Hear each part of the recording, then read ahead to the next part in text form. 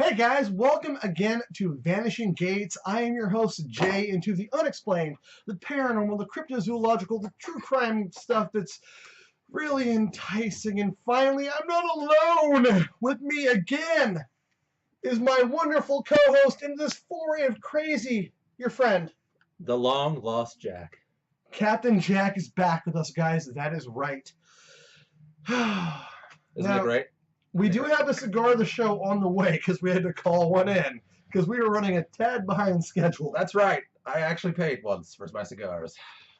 I wasn't going to say that because I was. I didn't think it mattered. It did now. But is this a cigar measuring competition there, Jack? Sure is. And I win. I win all the time. None of the times.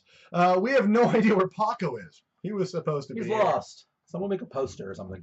We'll put it around. It's not the first time that's ever happened. Someone made a poster for a missing Paco. Yeah, I mean, I think that was like, I'm not sure how long ago. But we got something happening. Oh, our cigars of the show happening. Woohoo! All right, cigars have shown up. Guys, we are back on track for our regular scheduled program when we smoke cigars of the show. What are the cigars of the show tonight, Captain? I don't know, but can I get my debit card back? There we go. Thank you. No, you don't need a debit card. No That's one very needs polite. debit I'm crying. I cards. got my money back. We're a little crazy. I have to help remove labels from things just because we're not getting paid. We're not getting paid, and we might get sued or something. I don't know. I mean, we're not going to be. That said, guys, before we go into Cigar of the Show, I do want to talk about a new sponsor on the show tonight.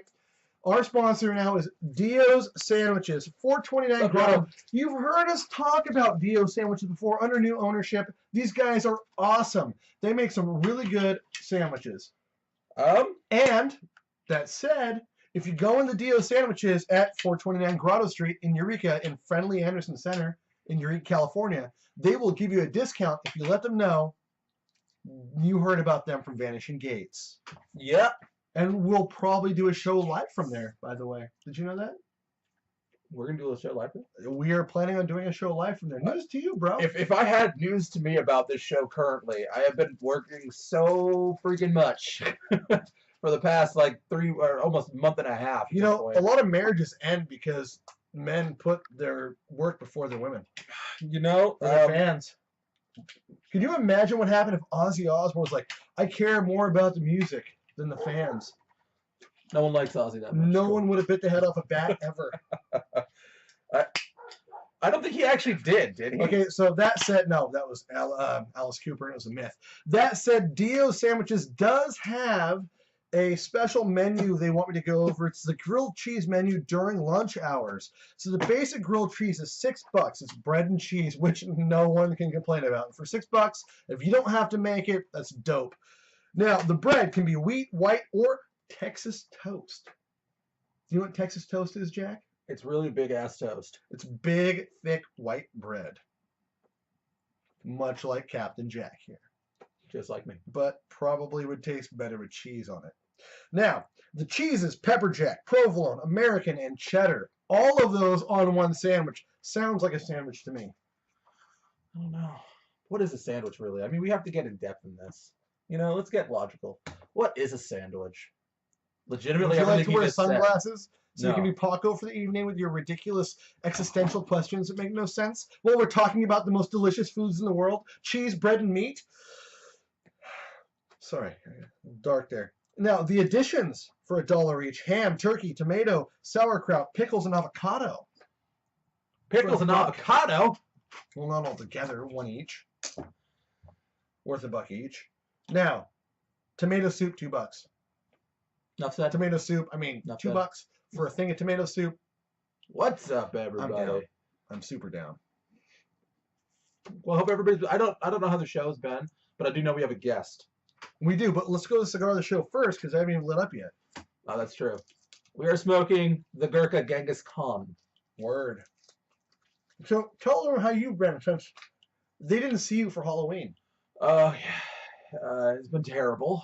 I work at a Halloween boutique. Worked. Well, I'm still technically there. I got off tonight after a long freaking day. I've been working almost 11 to 12 hours every day for the past, like, 3 weeks. And I must say, I don't think I'll ever do it again. If I ever have to find a job, I'm going to find a nice, normal 9-to-5 job, something that I don't have to really worry about. Oh, like hosting a paranormal podcast? Weird. I don't get paid for hosting a paranormal podcast. You could. We may. The reason I wasn't here for just 5 shows. All right. That said, though, we're stoked that Jack is back. Everyone's happy. Guys, say hey in chat. We do have a guest tonight. Tonight, our guest is Roy Pullin. He is a paranormal investigator and spirit photographer and a very cool guy. So we're going to introduce him again on the show. Give me one moment here. Hey, Roy, you still there? Yeah. All right, buddy. How are you tonight? Who used to say that? No, I'm all right. Having coffee, got the dog over here, messing around. Well, we're all right. Awesome, man. Well, we're live here. Just wondering. So one of the things I want to ask you is, can you tell us a bit about yourself, like your history and what brought you into, like leading up to what brought you into the realm of the paranormal and unexplained? Okay. Yeah. Well, it started ages ago. When I lived in Virginia Beach, it was very, very ancient. It was back in the 70s. There was hardly nothing there. Nobody from the north had moved in. It was a small, small city. It didn't have any more than 50,000 people in it at the time.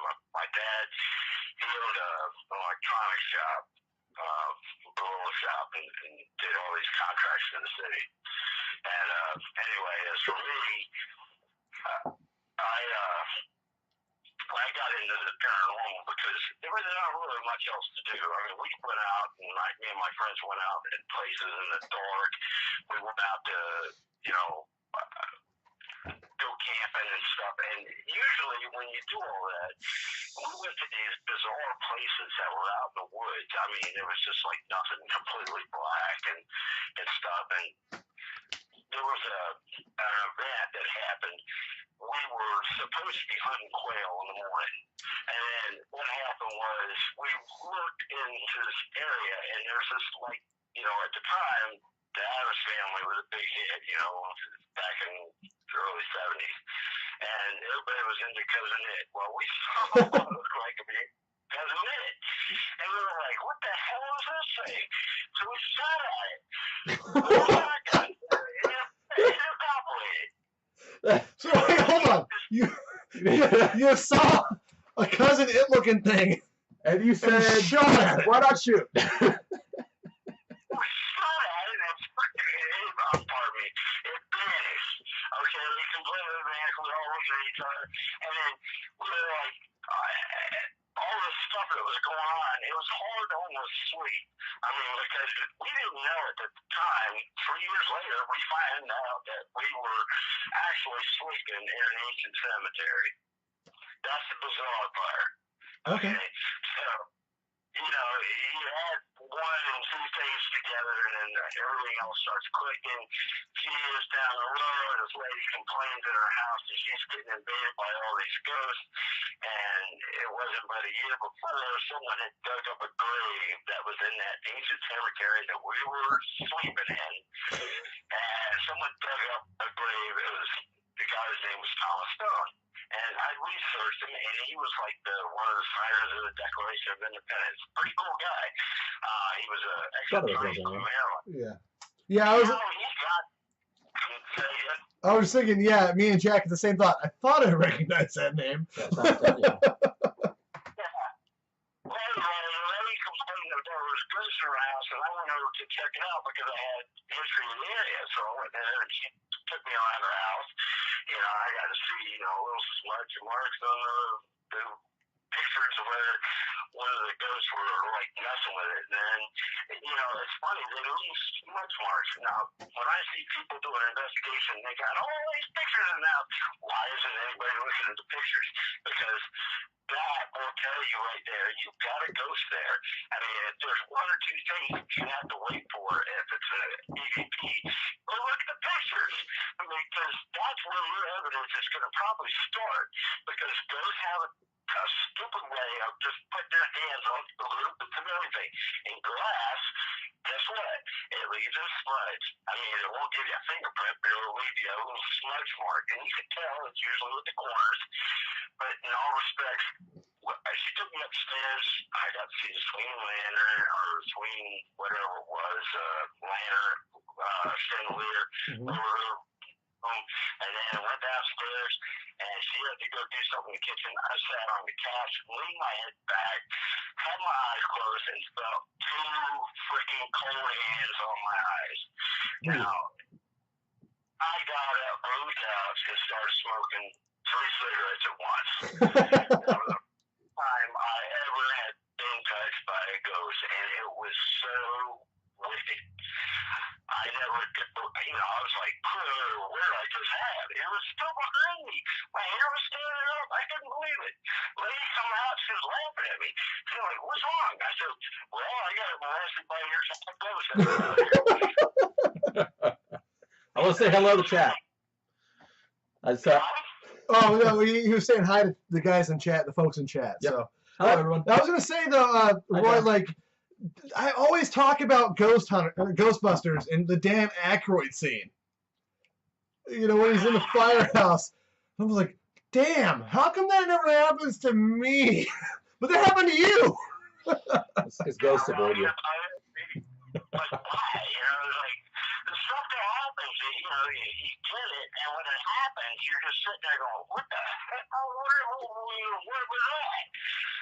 But I've been through seances where, the candles blew out and everybody leaves the room all at once, I'm stuck in there and, I'm like, it's cold as heck in there and it's like, what's going on? I'm looking back and everybody's like, got their hands up their face and I'm like, come on back, it's just one candle that blew out and you got the other one to blow out. So, why do people get scared? I'll never understand it. It doesn't faze me. I don't get scared by it. I mean, it's truthful. I mean, I don't get scared by ghosts at all. I don't get scared by the creepy crap. I can walk in a cemetery, pitch black dark, and, shoot pictures. No big deal. I've had people that come along and gone with me, and then I was back, and they're gone, they're running. And I'm sitting there going, why? We haven't gone, 10 feet in the cemetery, and you're already running. What's going on? So it's kind of funny. I just shake my head and I can never understand it. So how long? Sorry, I was gonna ask, how long have you been investigating the paranormal for? Like doing actual investigations and going out on the scene. How long? Almost over 50 years. Dang. After I did all this stuff in Virginia Beach, I did a lot of investigations in Virginia Beach. One was at Roll Code, and I did some at a church. That was what was called the Red Bridge Church. I did one of there. They had seen the ghosts that go over this bridge or messing around at a church, and it was pretty crazy. And the biggest investigation I ever had was in Norfolk. They had the papers were screaming about.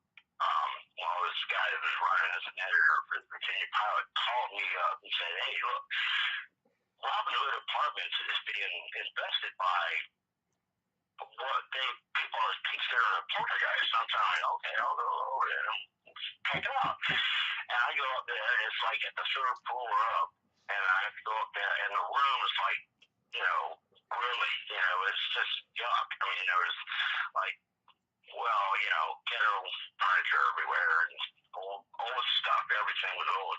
So I had to lug up. And by this time, you got to go back in the 70s. We had these big reel-to-reel tape machines. Nothing small like now, like everything's micro. Yeah. So, we had to bring like a freaking wheelbarrow. You could kill someone with one of those old school cell phones. I'm going up there, and I was supposed to have help, but nobody wanted to show up in there because they were scared to death. I mean, they heard the voice. You could hear the banging and slamming upstairs, and we were like, "Is that some rowdy kids or something?" And they said, "No, that's what you should go up there and look at." I'm like, "Oh, okay, all right, I'll go up there." I go in there, and it was like, I'm setting up my reel-to-reel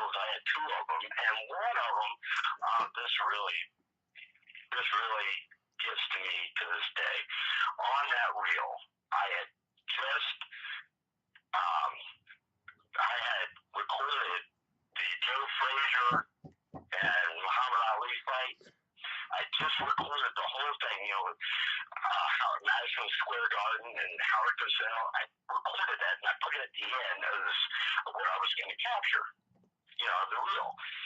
And half hour later, I was, trying to get all the sounds, trying to get all the banging and slamming, all the knickknacks flying around, and banging and crashing into the walls, glass breaking, even a refrigerator went flying by. And I'm sitting there going, well, that's nice.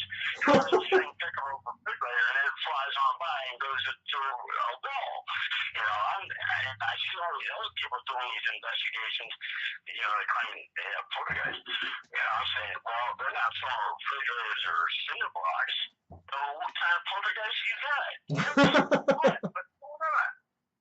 I mean, I was investigating gorilla poltergeist, I guess. I mean, because I guess the energy levels were higher at that time because everything was tube generated, And we already knew that ghosts fed off the static electricity, electromagnetic static. So we were well into that. And we used compasses sometimes, and best thing was to use a monobedellum rod, okay? Dowsing rod. Yeah. Monobedellum aircraft metal dowsing rod, and that's what we were using. And that would give us the best way to point out the energy, and that's what I still use sometimes. I'll go out there, a lot of times when I go out doing my photographs, I'll use a monobedellum dowsing rod because that is more reliable. If you're going to catch anything, that thing just points to where it is, and that's where it is. Let's see, this keep it simple solution there is complication never helps. Yeah. Yeah, you don't want to bring in, you're not going in hunting for bears. You know how these guys strap on all this equipment and bullets and shit. Pardon my language. Oh, you're good. You're good. And they're going out there, it's got a whole ton of equipment. They're playing with that equipment. Meanwhile, you got to go standing out there dancing and shaking his tail and everything at him, and they're still screwing around with this equipment. Oh, damn, my NIM card fell out. I gotta find that. And, meanwhile, by the time you get everything set, the ghost is already long gone. I'm sitting there, I'm watching this whole thing, and I'm sitting there, what are these people doing? It's like, I shake my head, I'm like, dude, it was right there, get it. No, we didn't do anything because we got all these cool 2-second EVPs to ride up. I'm like, EVPs, what? To what? I mean, disembodied voice. Yeah, when I went to the Navy, I was forced to learn physics of sound. And everybody said, I was told by countless professors and, people with degrees in physics that sound has a path. No matter what it is, it has a path and a frequency. And if you look toward where that frequency is, that's where your ghost is. That's where it's going to be. If it's in a high range frequency, you're going to find it. Just trace it back. Or using a dowsing rod, which is the quickest way. Use things that are simple. Use things that are fast. Use things that, don't take up too much time when you're in a location.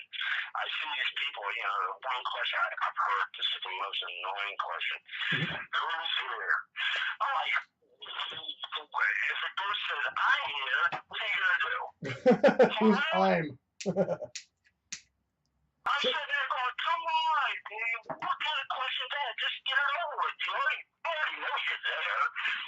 You can go into a haunted place. I'm telling you, ghosts will know you're coming inside that building 10 minutes before you even ask the first question. They're always staring at you. Going, what the hell are you doing here?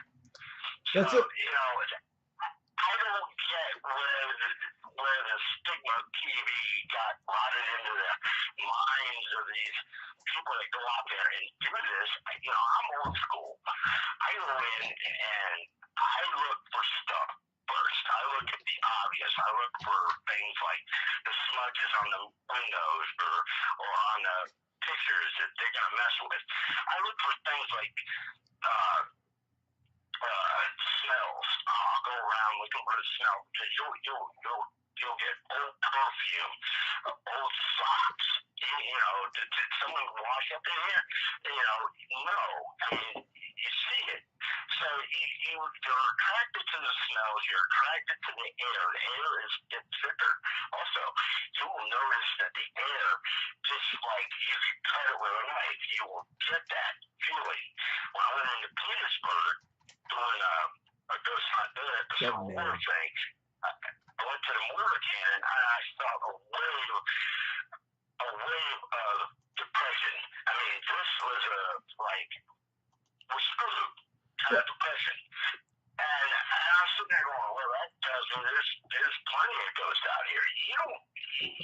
You can tell. I mean, if you've got the second sense to do that, and you can train your mind. People say, well, I'm a psychic. Well, half the whole planet's a psychic. They just don't know it yet. But everybody can be. Well, just to interject real quick, it just sounds to me like one of the things you're pointing out is that people have started to rely more on technology than their olfactory senses, and they just start ignoring their own senses, their own natural inclination to survive and stuff like that, which warns them when there's danger around. They've just started to ignore it in replacement for electronics, recorders, video recorders, and things like that, and have started ignoring their own ability to sense this stuff. I agree, and that's where it's down. That's where the downhill slide is.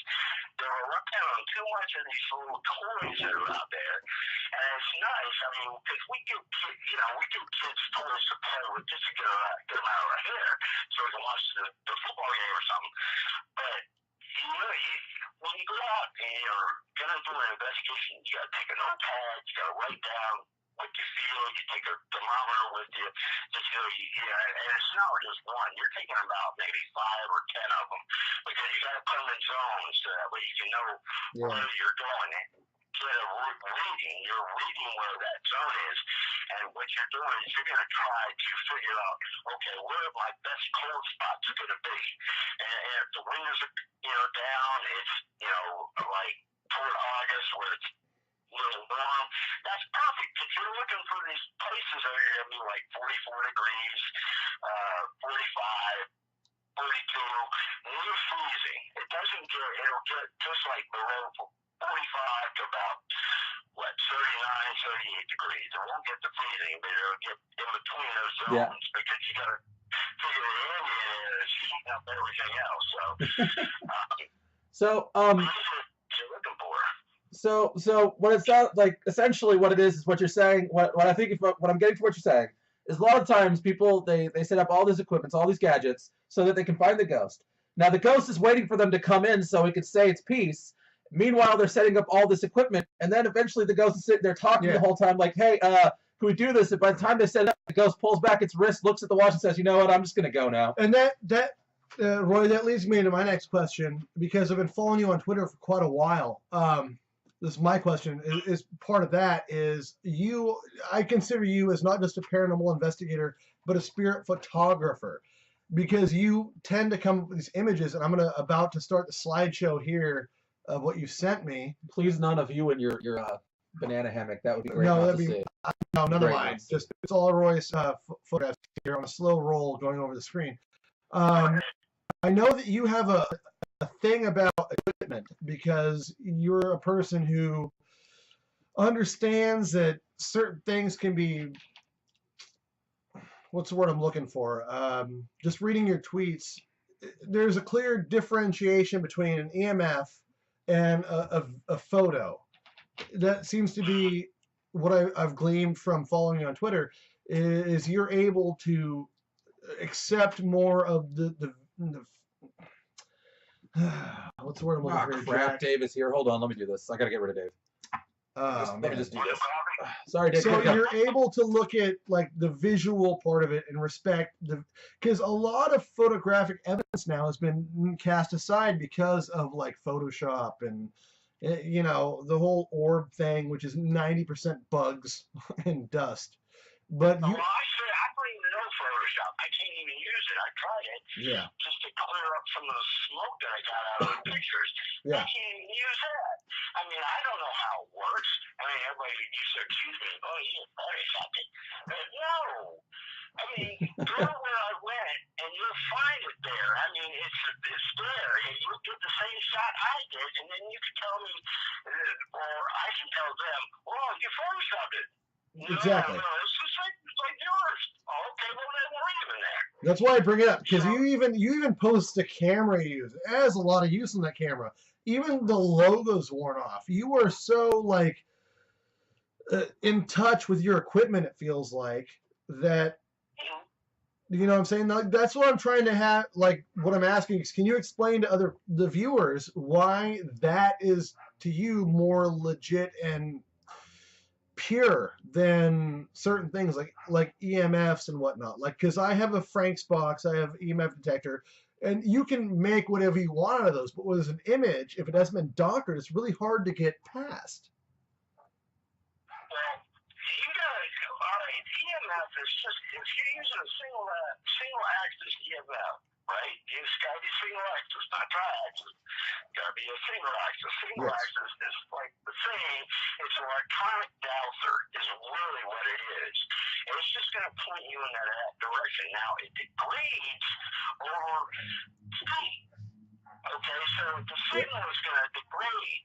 You got to understand this is working by a frequency. So if you're working by a frequency and the length is going to degrade, especially if it's dry air. If it's humid, yeah, you might get to the next room and catch something.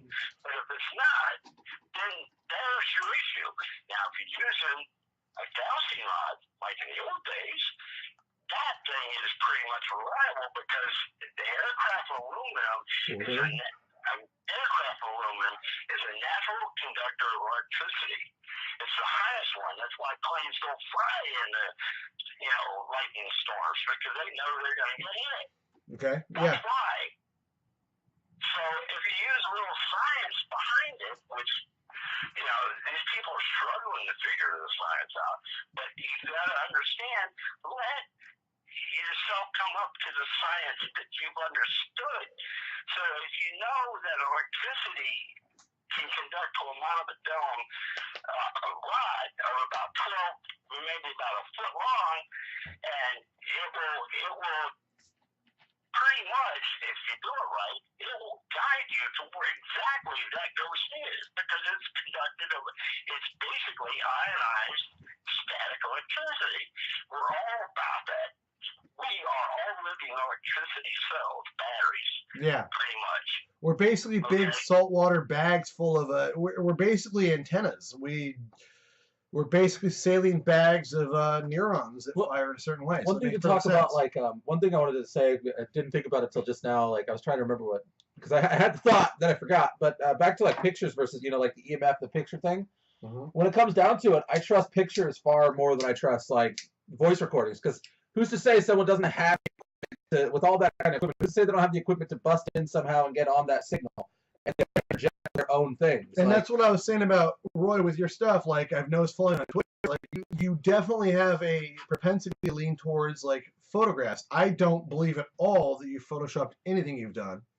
I believe. I'm sure you could, but I believe the photographs you take are legitimate. Like. With photoshopping, my wife knows how to use it, and I see people who know how to use it online all the time really freaking well. They're really good at it. But here's the thing. Even the people who are really good with Photoshop, it's really hard because there's always artifacts left behind when someone Photoshops. There's always something that shows that you Photoshop. Because there's always something off because no one can get it just right every time. So you're going to know someone's Photoshopped if you look at the picture enough. Like, if you look at it for a few minutes, you could be like, I can see where that smudge was. I can see how they blurred it on accident. I can see like just the edge where they did that. And I think that's where like Roy stuff. This is where I think Roy stuff it becomes more legitimate. Is he doesn't use the newest tech? Like, you can see on his Twitter page exactly the camera he uses every time. And it's harder to fake older material. Like the whole idea of, if you see there's that cryptozoological concept is now everything's so easy to fake. The idea is, well, if you see a video of Bigfoot now versus 10 years ago, 10 years ago will be more believable because now it can be so much more easy to fake. True. Yeah. I mean, you can tell if something's been copy and pasted. That's no question. I mean, you could see that if you were to examine the photo pixel by pixel, right? Yeah. Like it is, you'll see where the pixels, if it's on there, you can tell by just in the pixel itself if there's any irregularities. That's a paste. That's a copy paste. Yep. Yeah. But mine don't have. If you look at my pixels, they're all the same. Oh yeah, I'm rolling the slideshow right now. So over here, there. I have a backwards head, so over that way. Well, yeah, and I'm rolling the slideshow now of what you sent me, and honestly, like, guys, I don't have the best copy of these images to run on the slideshow. So, is it cool, Roy, if I in fact, actually, I would ask you, would you repost these pictures on the Facebook page for Vanishing Gates for those guys to check out if they're interested in doing it? Like, because I'm just. Like Jacl and Mark Zuckerberg, you know, I've been having issues with Facebook. I can do it on Twitter. There's no problem, or Google. It doesn't matter. If we do Twitter, we can link it. I've had issues with. I'll tell you what, if you go to our user discussion group on Vanishing Gates for Facebook, you'll be fine, and I can reshare these too. I'm looking at them now, like on the slideshow I made using the Facebook thing, and honestly, it doesn't do justice because I've seen them on the Twitter and I've seen them from what you sent me in Gmail, and it's about the same thing. One thing we definitely need to do is we definitely need to have you. We should have done it earlier. Was kick out your information and how people can find you too. Like, yeah, that's the other thing we're going to do too. Roy, we're going to take a pause for a second here. How can people find you on social media?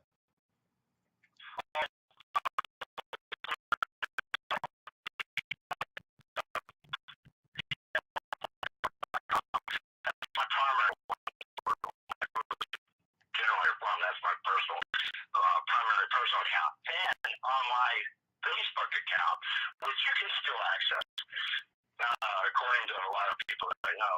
On my Facebook, there's the ghost captures pages that I made.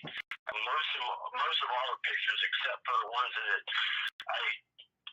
when I came back home to study more of the photoshops that I made, the new ones aren't on there, but a lot of the old ones are on there. But the new Facebook page is under Roy Newell, which is my name backwards, my last name backwards, .gmail.com. You can find it on that Facebook page. So the Facebook page everybody else can access, but not me. Some dumb reason. I mean, I've had issues with Facebook ever since. I don't know what it is. We have too. Don't worry. Yeah, we've had our issues. Let's give your Twitter page out because I know it's not your name on Twitter. Give us the most base, right in the open photos I've seen for like almost a year that I've been following you, or about a year I've been following you. So why don't you give me your Twitter handle to follow?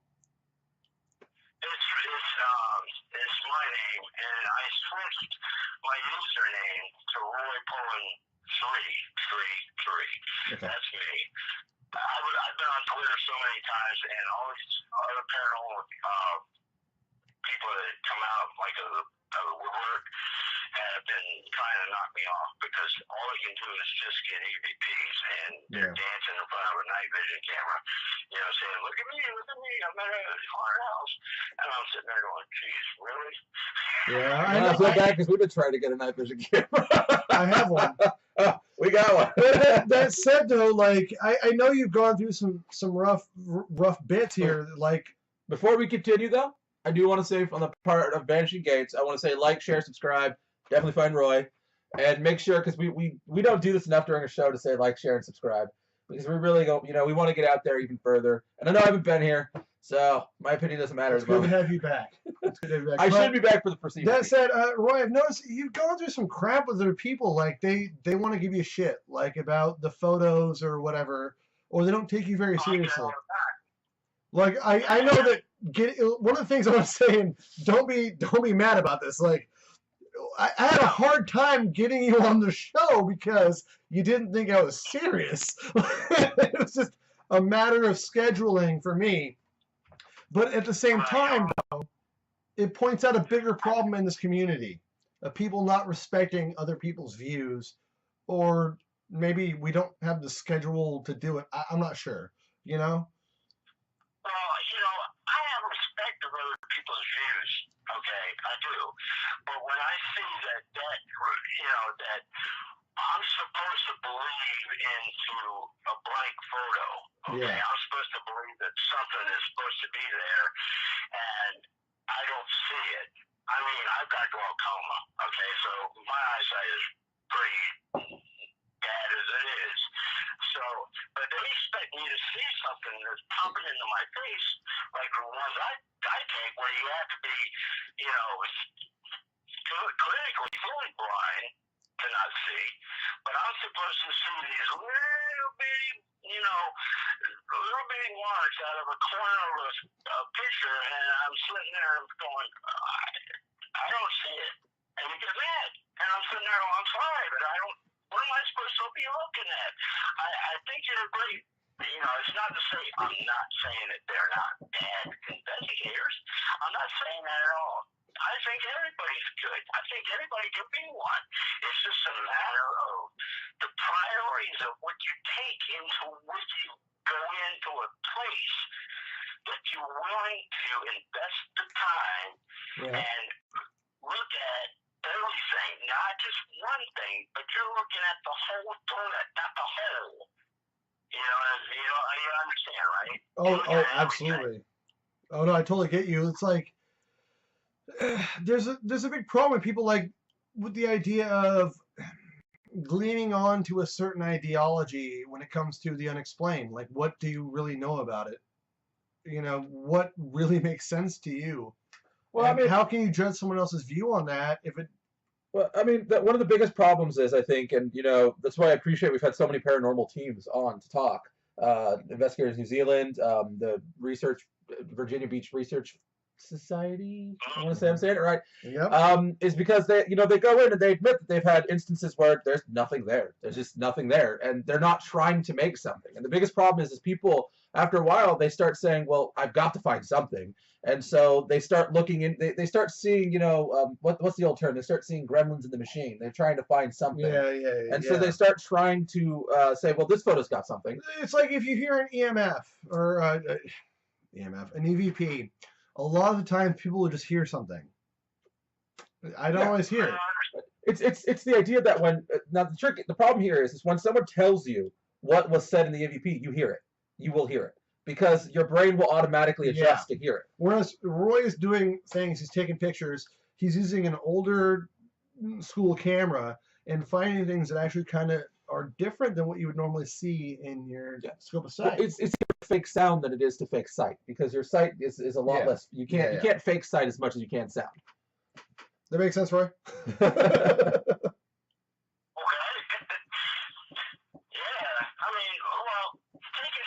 When you take a shot, okay, you gotta be patient. That's all it is. I mean, if you got somebody that's not patient at all, continually, taking a shower would be nice if you go into a place and not scratch yourself all over the place just to get a picture. Hey, that'd be wonderful. You gotta have patience. You got to be quiet. You can't use, people, you see this a lot, and you see it on the shows. They're constantly talking.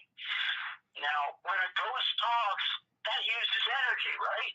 Yeah. Yep. Okay, so if you're begging this ghost to use energy to talk back to you, do you think that this ghost is going to have any chance of manifesting itself in front of you? No, because it's burning its energy just yapping, and that's all it is. These are catty dogs out there.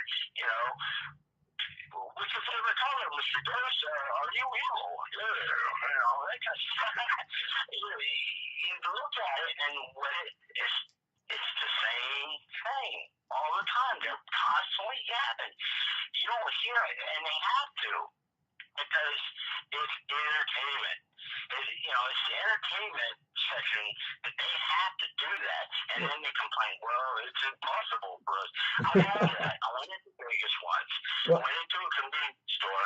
My phone is loaded with pictures of what I've taken. I get behind some people waiting to purchase my stuff, and a lady looks at it, what is that? I said, no, it's a ghost. There's a guy here that says that's impossible. I said, well, tell him it's not. Roy, I just got it. Like, you grew up hunting, didn't you? Yeah. How do you go hunting? You be really quiet. You crouch down and you get into the environment.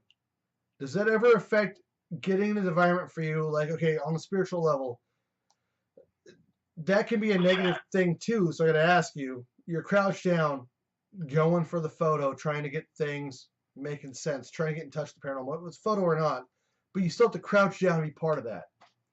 Everyone who's ever hunted knows what it is to be covered in deer urine. Why would everybody know that? If you've ever gone hunting for deer, you know it. No, actually, I actually had something to say too. Okay. And that was, I've been here, so I got to talk a little bit more. With what I'd say, Roy, is what I also, again, what I'm gleaning from this, and what I've noticed from shows, and I have to kind of concur with you. They'll go into these areas. Now, this thing isn't alive. It's not got a corporal. It's not got a form. They're asking questions, and on top of that, we take small amounts of energy out of everything around us. Like energy, we either put it off, but I think we also take some in, depending on how much we expel. So they're asking questions for like 10 minutes. And then nothing happens after 10 minutes, and they just leave. They don't give it time to actually, build up energy to say anything or appear. I think they give a tiny amount of energy, though. They don't allow themselves. But the thing is this thing has to, if it wants to appear, it has to gain enough energy in an area to be able to manifest. And if you're there for 5 minutes, it's not going to have built up enough energy to do anything for you. If you're like, okay, what's up, Mr. Ghost? 10 minutes have gone by. Yeah, nothing's happening. Let's leave now. Nothing's going to happen. You're not going to see anything. Because it's not going to have enough time to gather energy to say or do anything. Well, plus if you're running recording equipment with batteries, it might drain more of the energy. So maybe his photographs are even more legitimate. Yeah. If that makes sense. The battery isn't that much. I mean, if you think about it, the batteries don't have nearly. A battery is a Twinkie compared to what they're really trying to get. The other televisions of the other time, the blue tubes that we had, those were stick sandwiches compared to what we have now. So you got to compare a Twinkie from a stick sandwich. What are you going to get? Nothing. So that's why they were so prevalent back in my time, back in the ages of, I guess you can call them the dark ages. Hey, brother, no, it's not that dark. I'm old enough to remember a degaussing system for the television. All right? I remember the degausser.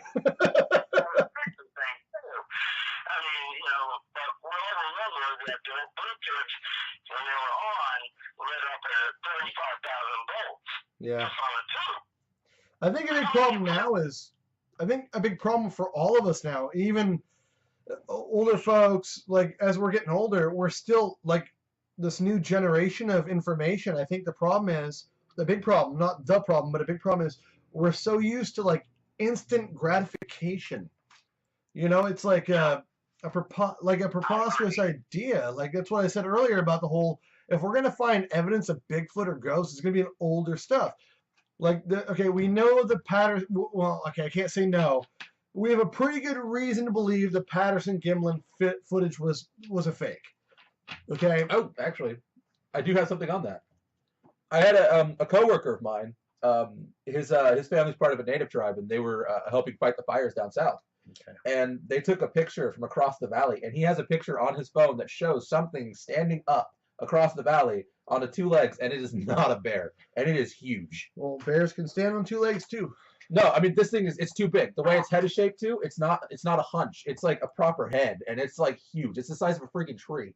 Like it's you can see a tree across. Stand over, you know that, right? This thing is hunching, like it's hunching and standing, like it's pulling itself up like a human trying to stand. It looks like it looks. Okay, we're still talking about like the physical realm here, though. We're not talking about. Oh, I get you. I just wanted to say it before I forgot all of a sudden. I'm glad you mentioned it. I forget everything.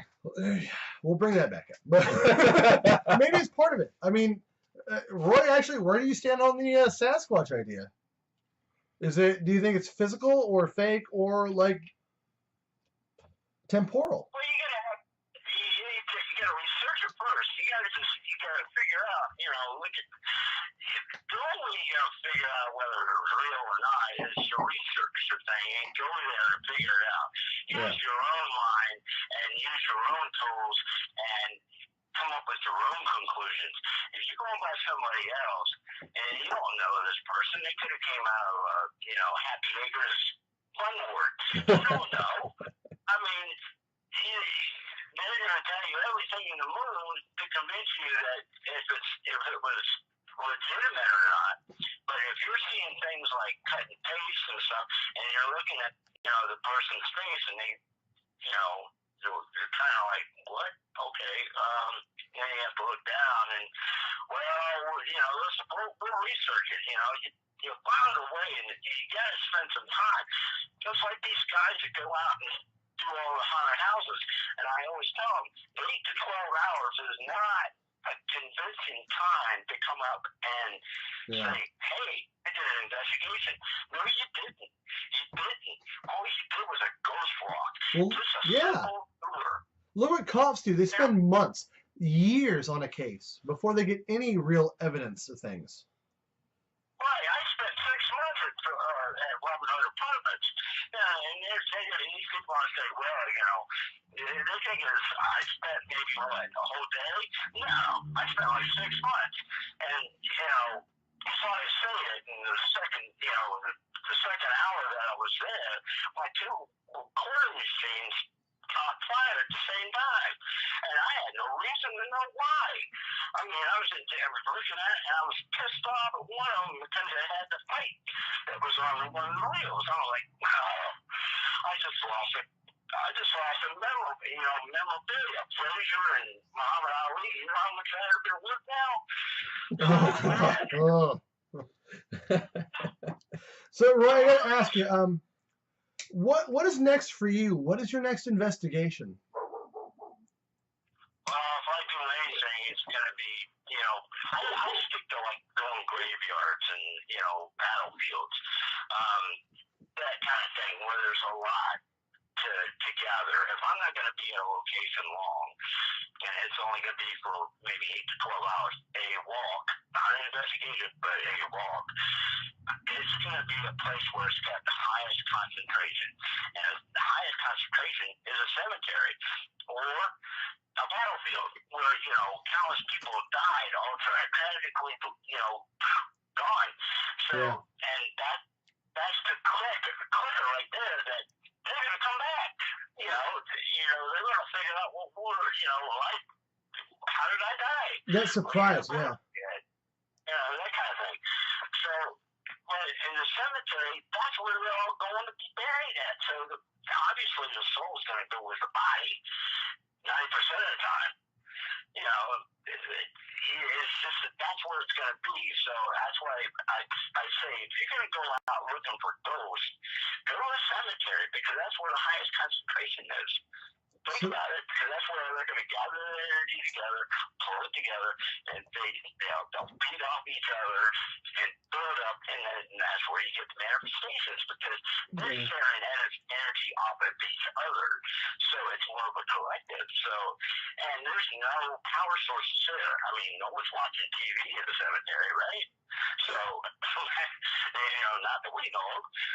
So they're going to gather energy from each other, and what they do is they pass it on to, say, the leader, or, whoever's going to lead them, or whoever's got the best choice of talking to the person that's busy, okay?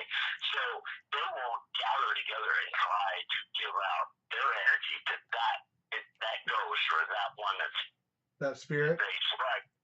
So you feel like you feel like spirits can gain energy off each other?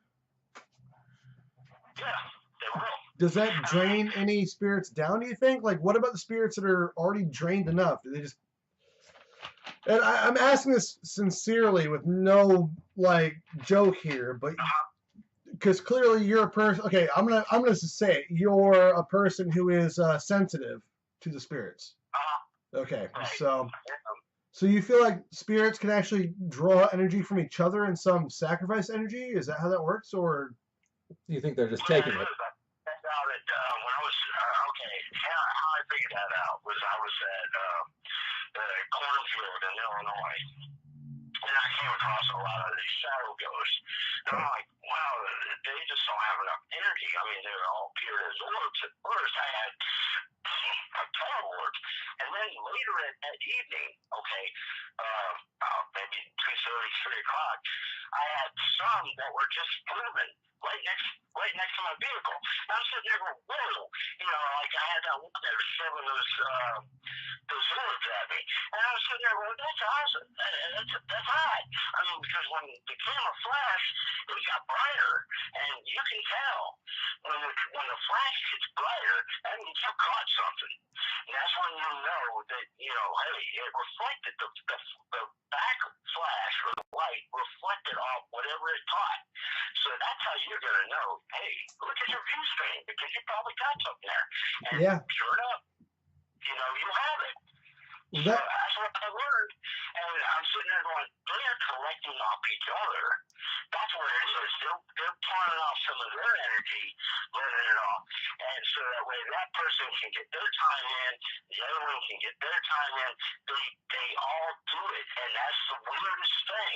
They swap it? Like community. I've gone back and forth to some. I didn't do it one time. I went back and forth to them a lot of times. Like New Wilmington, I went back. And I went back there like 5 times. And I caught, that goes to Emma, okay? Emma Porter. Her grave is like way northeast in the back, in the corner. And when I first met her, she was tugging on my arms. I had an EVP saying, like, come on. And I'm sitting there going, whoa. And I took a shot. When I got the EVP, I shot right away in front of me. And there she was. And when I left, eventually after my 5th trip there, she gave me a picture of her because I was walking out and I was stumbling for some reason, and the camera went off. My camera phone went off. I get back in my vehicle, I'm looking at my photos, and there she is. And I almost fell off my feet. I'm like, I'm like, she can live a selfie. A 5-year-old ghost, guy who in 1882, lives in this selfie. And I'm sitting there, how am I going to believe this? I mean, I'm having a hard time believing it myself. I'm looking at it. And I'm sitting there going, this is crazy. So I posted up, and I'm like, hey, well, and they're saying, well, that can't be anything. I'm like, look at it. I did a what was it? I zoomed into it. You can't see any lights on it. I mean, it's there. She just popped out. You see the energy on the ground, and then you see her waving her arms and stuff. I mean, that makes sense. That makes sense to me because living in a place is super humid, so there's always moisture in the air, a lot of energy. So where we live, if you take a picture of the moon, there'll be a ring around it almost all the time because of the moisture in the air. So the energy is still there. So if something small is still exuberating that energy, that makes total sense that you would see that and be able to photograph it. I did. I didn't mean exuberating. I mean wow. Exuding the energy. Got it. So that makes sense though, because even if you have a small amount of energy, if they're all feeding together and putting energy in for one person at a time, if these spirits are all working together, that would make sense. Where you could see like an aura or something there. That's actually a very interesting concept. I don't think I've ever actually read before. Have you? Right. That's what I gathered from doing the research in the cemeteries is when, I was thinking, how is this, I usually only got 1 or 2 ghosts, but I never got a whole collection. Like, the last place I went to was in Greensboro, and they came out in droves because I guess I whacked in there, and there was a lot of energy during the time. And yeah, they had the old TV sets in the house that I went over to ask permission on, and they came out in droves there. I mean, I was like greeted with all kinds of wild spectacles of ghosts and stuff, and it was incredible. I mean, I had one that stood in front of me for 10 minutes. 10 minutes outside, that's a lot of energy to spend. It was like 980 on the milligas, and I'm sitting there going, whoa. And, I was holding my rod, and it was straight, and she didn't leave. How do you read the Gosses? Is that like your K2, or do you... Yeah. Okay. I'm here. Give me 1 second. Jack, take over for a second. I gotta walk out for a minute. Jack's gonna take over for a second. Jack will take over. I have to get out of here for a second. I've been having migraines, and I'll be right back. Oh, no. Oh, it happens. That's not good. All right, Jack, ask some questions. I'll be right back. All right. Well, my first day back after 5 episodes, month and a half, and I am alone again, or I guess for the first time. So there's one of the questions I always ask in particular with people is whether or not they had like what their most memorable situation was, like what their most memorable haunt was, that they like to talk about or maybe don't like to talk about, and then the next thing I like to ask is like what was one that they really didn't like they didn't feel like they were safe. So I guess that's what I would say to you. Like, is there an instance where you didn't feel safe, and is there an instance where a particular haunting that you liked to be involved with, that you felt like it ended well and the whole situation was very interesting? Well, the most memorable place I ever did was in Wales. A friend of mine took me over to this ancient castle that was all busted down. Now, Wales, I was stationed over there for, I guess, a year and a half, 2 years. And I went over with a friend of mine to this Welsh castle that was all busted down and everything. I was picked up off the ground for like 10 feet, and I was thrown into a wall. That was a wake-up call for me. I was like, whoa, that never happened. I don't know what I did, but whatever I did. And I didn't even say nothing. I was just walking through, and I floated up, and I got thrown into a wall. And that hurt. So, and a friend of mine was looking at me going, huh. And he was a corpsman, and I got free codeine for the day, so that was pretty cool. So I'm back. Sorry, like bad vertigo. I got hit inside of the head not too long ago, so I'm back now. The thing that gets me about stuff like that is I keep hearing that, oh, someone got grabbed, someone got thrown, things like that. My first thought would be, I'm not going to look into this anymore. Well, remember that thing with Rex Williams was on the show, and he was at that temple, and he got hurt. Yeah. So. It happens. It Yeah, happens. It's rare. definitely. It's rare. It happens. It does. It can. And people don't realize that it can happen. They think, I've been watching so many these TV paranormals that it doesn't happen to them. Well, it's not to say it never will either. You don't know what's going to happen. They don't know. Yeah, you see, once in a while you see camera get thrown down. You never know if it's a show or if it's real life. In real life, it does happen. Like, well, this kind of actually brings me to another question, which is, do you believe that there's a difference in hauntings? Do you believe there are some that are demonic or some that are they all just spiritual? Like, are they all just human spirits, or do you believe that there's some demons? demonic or evil? Well, evil. Okay, if I call it evil, right? Maybe malicious would be a better word than evil. What? Well, bad energy, good energy. I mean, people believe in, they take into the demon account. It's like, okay, well, we'll leave that word and let it go. I mean, because we're never going to get away from it. I had a friend of mine say, well, there's no such thing as demons, but, I'm sitting there going, well, maybe not, but, in several places that I've been to, there could be, but, it's funny, the demons are not as bad as the poltergeist. I hate to tell them. The poltergeist is worse than a demon, 10 times. Because poltergeist has more strength than a demon. It's a wimp.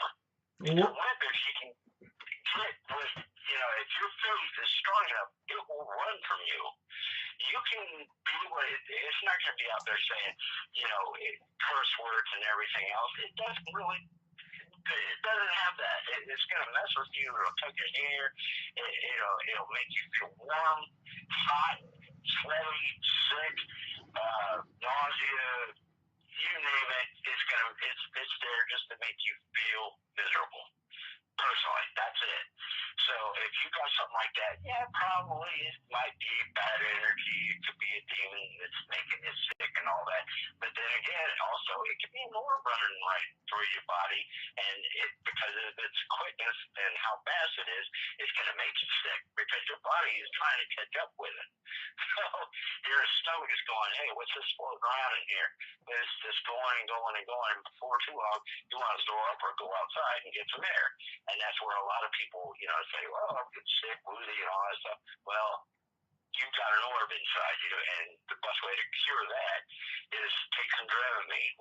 If you take Dramamine, that'll cure motion sickness right away. So whatever's floating around inside you, you can keep on going, keep driving like nothing's going on. Your wheels aren't stuck. That's like a walk-on, though, right? That's like a spiritual entity coming into a person's body versus a demonic possession. Yeah. Okay. The demonic possession. All right. Demonic possession. This is where it gets to be the fine line. It's rare, but it don't last long. And some, because if they're doing things continuously wrong, it's going to stay because it's got a house to build, right? It's going to build its house. So people that are demonically possessed, will eventually go, happy acres because their mind can't cope with two things going on at once. The fertile field. The item of psychopath comes into mind. So you think, well, that could be a possession. I mean, you have to consider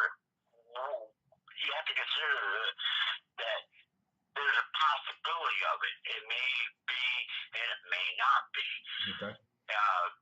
People with bipolar depression and stuff like that, or other mental illnesses, we have to consider. People don't consider that maybe it could be demonic possession, but that used to be in the old days where the electroshock therapies came around. They were thinking they were shot out or whatever.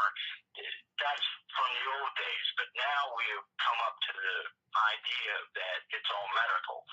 So because it's all medical, the word demonic possession doesn't even come in. I mean, we've ignored the spiritual a lot. The what? We've ignored the spiritual a lot. We've gone to the chemical or the physiological way too often, or the psychological way too often. I feel these days. We act like everything is demonic, and we rob away from those who are actually possessed by demonic presences. Yeah. Well, I mean, you can get away from demonic presence by just praying and, giving a prayer once in a while. I mean, you don't have to go, I tell people, look, I'm not going to preach God to everybody, but, give it a chance for a minute and say, hey, I'll give a prayer, before I go to bed. Usually nothing happens. Nothing happened to you. I mean, and it's funny. They say, well, it never works for me, but I'm looking at them like, well, if you weren't stealing or, cheating on your wife, maybe it would. That kind of stuff. Doing the right things, it might help, but if you're doing the wrong thing, what's the sense? I mean, it's not like an all cure. So you got to help it cure. You got to do your part too for it to work. So it's kind of like, taking your 2 doses of aspirin every day to cure, whatever cholesterol you got going on. So you got to listen to the doctor's orders and then go with that and stick with it, and then you get better. So, it's not everything is a guarantee, So everybody's got their own habits and their own quirks that they're going to do. So usually I let them go and do what they're going to do. So there's no reason for me to say, oh, it's going to work. And I told people, they would DM me. I said, they would ask me, what would you do? And I said, this is what I do. What I do. This is what I do all the time, just so it don't happen. And it never does. And so they try it, they come back and say, hey, you're right. I was like, okay, well, yeah, okay. And see, I'm not gonna lie to anybody. So it doesn't work like that. I'm not gonna give anybody stupid information to work with. I mean, I'm giving everybody information that I used and found out it works. If it worked, not to say that it's gonna work for anybody else, but I'll let everybody else try it. If it works for them, hooray! But if it doesn't, what do you do? I mean, just try something else. You keep working on, like cover up a mirror if it's bothering you. It's got ghosts flying around your house. Cover up all covered up. What? And that'll clear that up. What is this? What is the scariest paranormal situation you've been in? He was thrown in Wales. Robin Hood Apartments. Yeah, well, Robin Hood, and it wasn't just one. It was like. but why was it scary though for you as a person? Why was it? I mean, scary is not the right word. Dissettling or I wanted to get back to that. What was the point that actually like disheveled you to an extent? What was the situation that actually in that what encounter or what voice or what image disheveled you? And how did you know to defeat it? Okay. Well, Or have you? that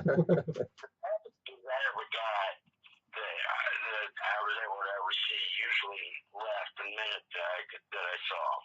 But the worst thing I had ever seen, and I stemmed past to the Robin Hood apartment scene, was seeing glass getting driven into the walls. Now, I'm looking at myself saying, this is flying by me pretty quick. So I had to go in and out a lot of times. And, I'm not going to stay until these people that say they're going to lock themselves in a room, if these people locked themselves in this room, they'd have been dead. The coroner got over going, these dumbasses, what are they doing out here? Got to pick them up off the floor. Look, he's got a refrigerator ladder on his head. That was scary. The Robin Hood apartment one was scary. It took me 6 months. Like I said, I had to go back and forth and do all this. It took, I would do, I guess, Friday night and Saturday night on those nights and study what was going on there. And, it was like chairs flying around. I was noting all the energy that was going by. And I was noting also the temperatures. I was noting all the impacts that were going into the wall. And I was also interviewing people that lived there. What did you hear? And, it was always the same thing. It was noisy. They called the police, all that good stuff. Then you take all into that account. And then you give your findings to the city, and then they demolish it afterwards. And that's exactly what they did. They demolished that whole section. Robin Hood Apartments, it used to be a Section 8 area, and now it's gone. It used to be off Little Creek Road. And you'll see the new part where it used to be. Nothing's happened there ever since. They had it written as the spirit that fell out of heaven in the Virginia pilot back in the 70s.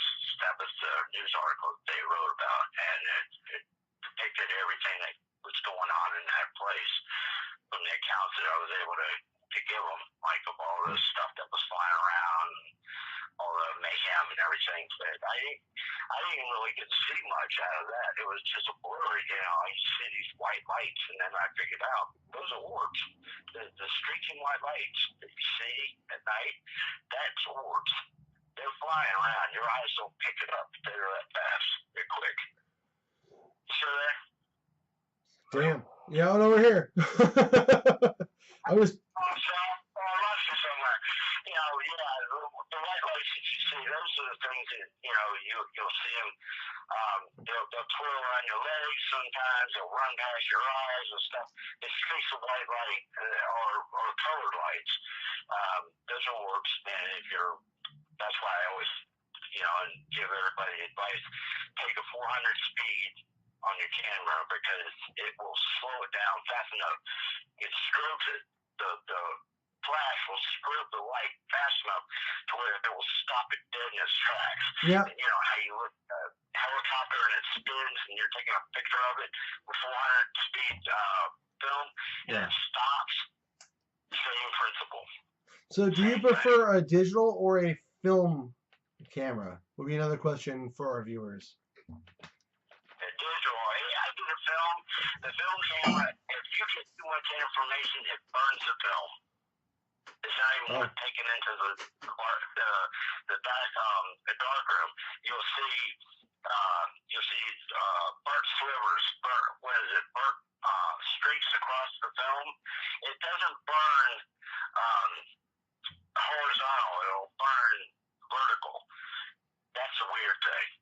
vertical on film. Do you have any places you would suggest our viewers not to go and investigate? Like places, if they're not totally ready, are there places you'd say, hey, don't go there if you're not totally ready? Which is like saying, don't look down when you're mountain climbing. But really, it's like don't play with the Ouija board. It's like don't play with loaded gun. It's the same thing, guys. Don't do it if someone says don't do it who has experience. So, Roy, is there a place or two that you'd say, hey, don't go there? Yeah, Providence Cemetery in Georgia, where they still have the horse, the horse buggy tie-ups. It was built like in 1869. This place, this is more of a bizarre type of cemetery I've ever seen. It's a cemetery church. The church was built like in 1869. The cemetery is a 4-tier cemetery, which means bodies are stacked 4 on top of each other. So not just 6 foot. It's like 6 and 6 and 6 and 6 and 6. More or less, yeah. So and then you got on top of that, you got sinkholes everywhere. So if you're not careful, you could fall into a sinkhole and be buried with whoever you're seeing. So don't go there, guys. Just don't go there. Bad ground. Don't go there. Not for the sake of getting a demon, but you don't want to die. Pretty much, huh, Roy? It's not the ghosts that are going to kill you. It can be the whole environment. Exactly. You got fire there, you got burrs, you got sinkholes.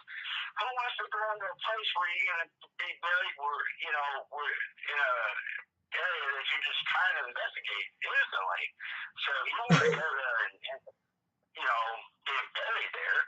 So I would advise anybody, don't go there by yourself because you're going to want somebody to give you a hand if you're going to get stuck somewhere. Yeah, absolutely. Let's not do that. I just want to say, chat, James, we've already talked about EVPs a little earlier on, so you can. James, watch we still love you. You can hit me up in Xbox later. Guys, that's it. Roy, thank you for your time so much. I know thank you for all of your time. We want to have you back on the show again very soon. This has been awesome. Again, remind our viewers where they can find you on Twitter and email and whatnot. Twitter, pretty much, and Facebook when they eventually let me back on next week because they don't like to keep me on too long. I don't know what it is with Facebook. Every time I get on there, it pops off. So I don't know what it is with them. So, I mean, I've got 2 accounts. I'm trying to get my old account back so I can put that back together and get rid of the new account that they made me start. So I'm trying to get that back on. So if they can get me back on my old account, we're all good. I mean, because I had everything going on there. That had a good page and had a lot of cool pictures of old and everything. So yeah, you can find me there, Facebook and Google. If you go to my profile on Google, the nerd.rp@gmail.com. If you go to profile, on my profile, you'll see all the pictures, most of all the pictures that I took so far, and here are the EVPs that I got.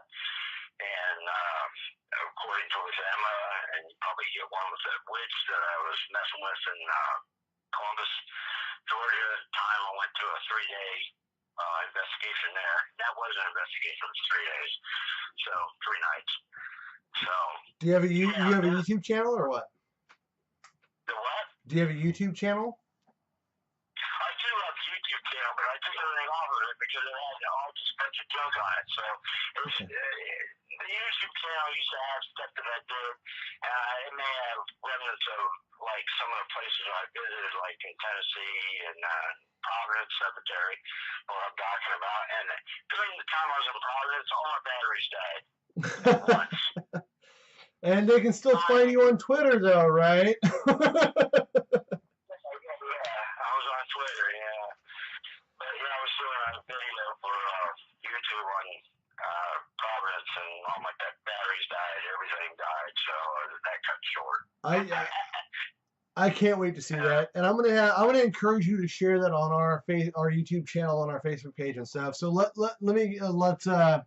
get back to here in a little bit, and we're gonna end the show. But Roy, thank you so much for being on. You're awesome. No, thank you for being on the show, dude. It's been super cool. Thank you. It's been fun. More than fun, and we hope to have you back again soon. We're coming up on our 1-year anniversary show. Hopefully, we'll have you on back around then. Couple months. All right, brother. I'll hit you up on Twitter, and I'll hit you up on Gmail. Sounds good. You can do that. I mean, I've got tons of stories. We haven't even gone to, my time at Gettysburg. We haven't gone to my time at Petersburg. So We can do that right now. If you want to talk about Gettysburg. It's way too cold to continue this. Jack is freezing to death. So we'll do another show very soon with you as our guest. Does that sound good? sounds good. All right, brother. We'll catch you really soon. Thank you so much for your time. Guys, if you want to talk to Roy, we will give you all the contact information we can find outside of what he doesn't want you to have. i.e. Twitter here pretty soon. Roy, thank you so much for your time.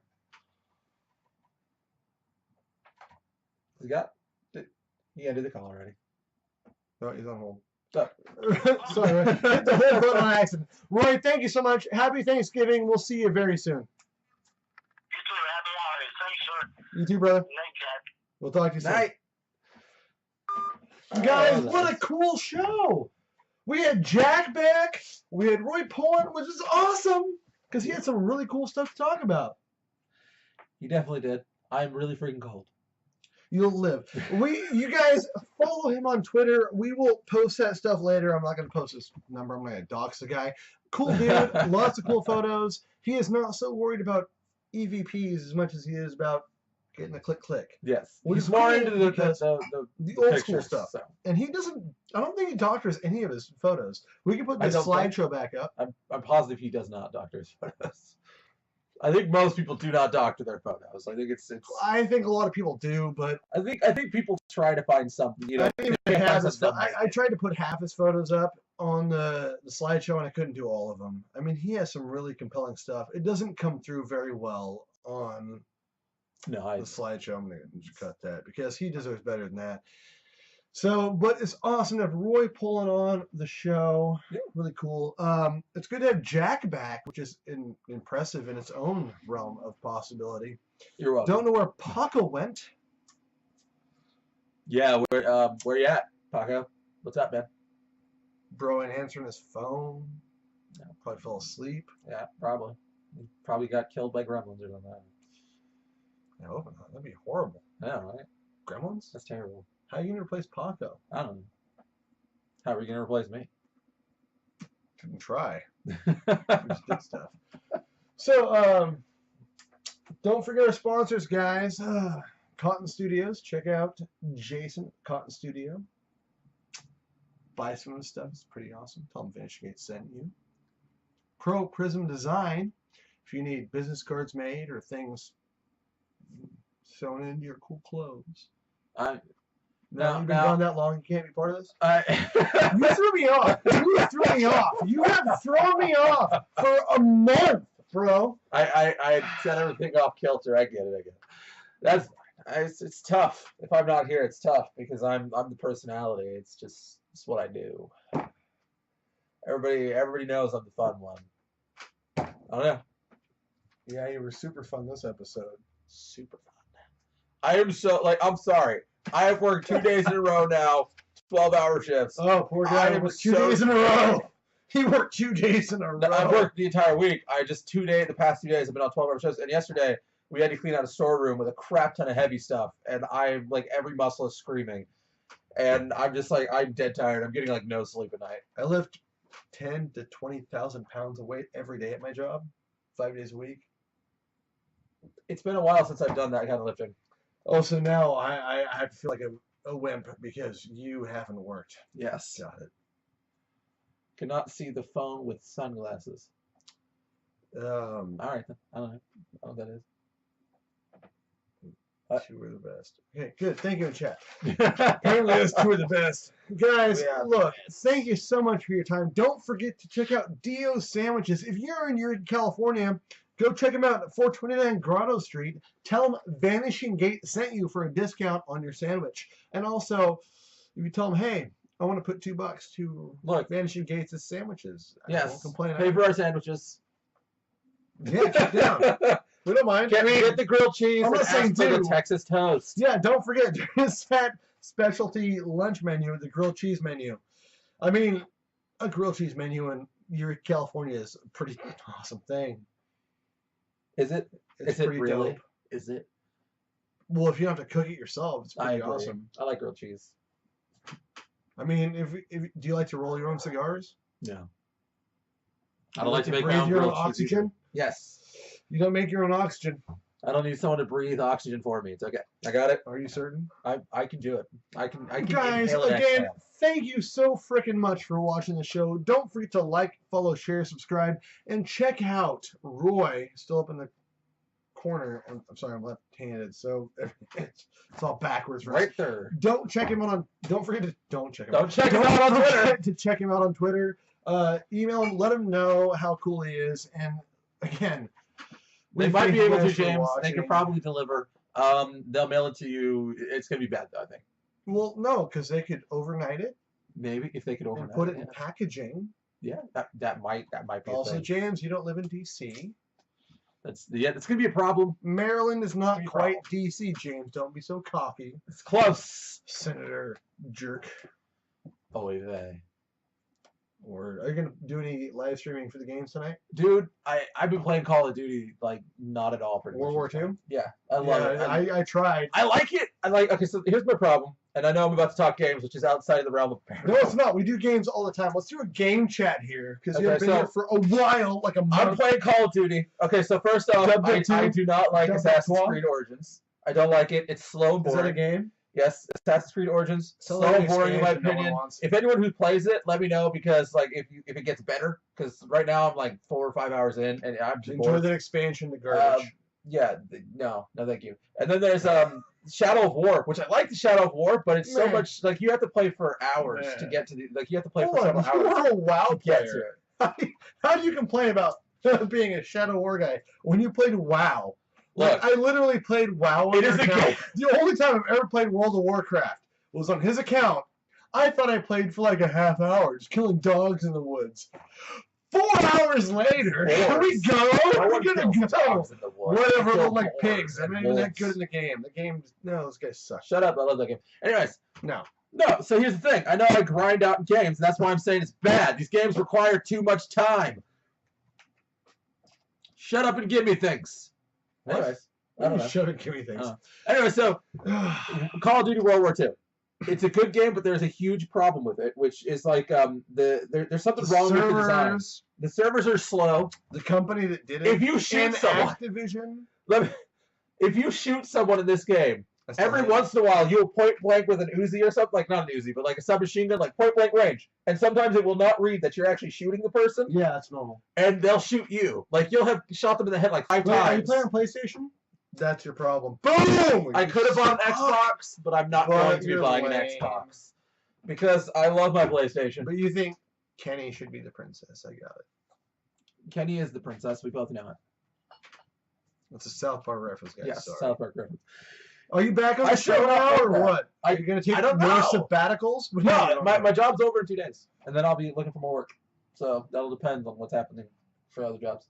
So I should be like I plan on being here if I have the time off, and I'll try to get the time off. But So I you will. guess next week. I will be here as much as I possibly can. I'm not going. I don't want to avoid it, so I'm not going to actively avoid it. What about inactively avoid it? I'm not going to inactively Are you sure? avoid it. I think people miss when you're here. The only reason I've missed is because my job has required a ridiculous amount of hours recently. So I need to start requiring hours? I'm going to require you to pay me is what it is. Well, the last job didn't pay you, so...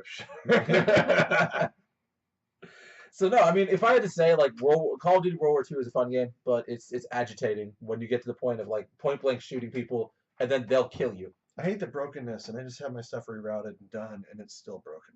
Yeah, the game is okay. Like 3 you know years. what pisses me off? Activision. 3 years. 3 years to have this fixed. What? In Activision, they had 3 years to have this stuff fixed. They started this stuff in beta 3 years ago. Oh yeah, I played the beta. It was really good. It was actually pretty Yeah, good. 3 I'm years shocked, ago, like, when you were on like a GameCube. It's ridiculous. what? Just GameCube? go with it. I was like 16 when the GameCube came out. That's not even a proper reference. You're 12 now. How do you go back in time? I don't know. Anyway, so no, I mean, You're if, very the big one fan. game I'd have to say is controversial right now is Star Wars Battlefront 2. That's got I some would controversy. say controversy versus you shouldn't have been dumb enough to buy the game would have been a better way to say it. The thing is what's happened is, do you even know what's happened in Battlefront 2? Star Wars? They don't have Obi-Wan Kenobi. I didn't know that. Boom, problems. Oh, spoilers! They don't have Obi-Wan Kenobi. Well, I don't think I'll ever buy it, and I didn't buy the first one that came out, the Battlefront series I wouldn't that have they bought got. either of them. I won't support it because the company EA that's behind it are basically just a bunch of leeches, and Dude, essentially hold on. it's like Destiny. It's a No, horrible no. game. Oh, Destiny's not a horrible game. They just marketed it wrong. Market it right. Oh, do you want to be better than your fellow player? Buy this box. You will kick their ass. That's not how it works in Destiny. It is how it works. It's not. It does in Battlefront though. So in Battlefront, you could legitimately buy loot boxes that will overpower your character, and anyone who doesn't buy loot Hey, boxes don't say is- LB. is- Don't is say dumb. LB. They didn't. I offered them a chance to sponsor us. They didn't buy it, so don't. Loot box? Yeah, it What are you talking but- about? That's a loot crate. doesn't matter. Loot boxes are No, game things. no, it sounds the same. It's not the same. It sounds the same. And they didn't pay me. We weren't good enough for them Good. yet. Yes. Yet. We'll only be better if you guys I think it's time. like, For me to subscribe, go. follow, Yes. love, and share. Yes. And we will continue to rant about video games. And if we don't see you before Thanksgiving, guys, have a happy Thanksgiving. Have a great holiday. Eat a lot of turkey. And the tryptophan thing is a myth. I'm going to bitch a lot on Call of Duty, so I'll probably actually live stream on Twitch with Call of Duty so I can complain all the time. I like complaining. Yeah, that's what I do. Can they complain that you weren't here for like a month? Yeah, you guys can totally complain that I wasn't here for a month. That's fine. Go for it. Complain. Can they donate to our cigar fund because you weren't here for a month? No. No, they can't. They can't donate to your Twitch account? I mean, they can if they want to, but it's our Twitch account, and I mean, Make sure it goes to cigars. you know what? I gotta go. You know, I'm gonna go play Call of Duty. that's messed up, bro.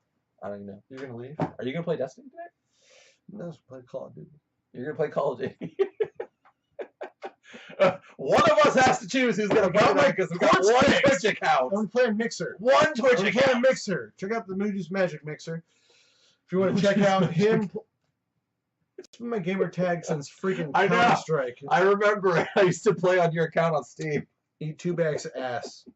That's weird. Yeah, you just eat that. Guys, if you want to follow us on social media, don't forget to check out Vanishing Kate's on. Can you still do this? It's been a while. Vanishing Gates on Gmail or on Twitter, Facebook, Twitch, YouTube. It's all the same. Vanishing Gates. Vanishing Gates. Guys, we One love word. you. As always, I am your host, Jay, and this is The long lost Jack who has been found. on behest But for Paco, I'm Jay. It's wonderful to have you guys on. Thank you again for our guest, Roy Pullin, and we can't wait till next week when we have the Toledo Paranormal Investigators on. holy Yes. Toledo.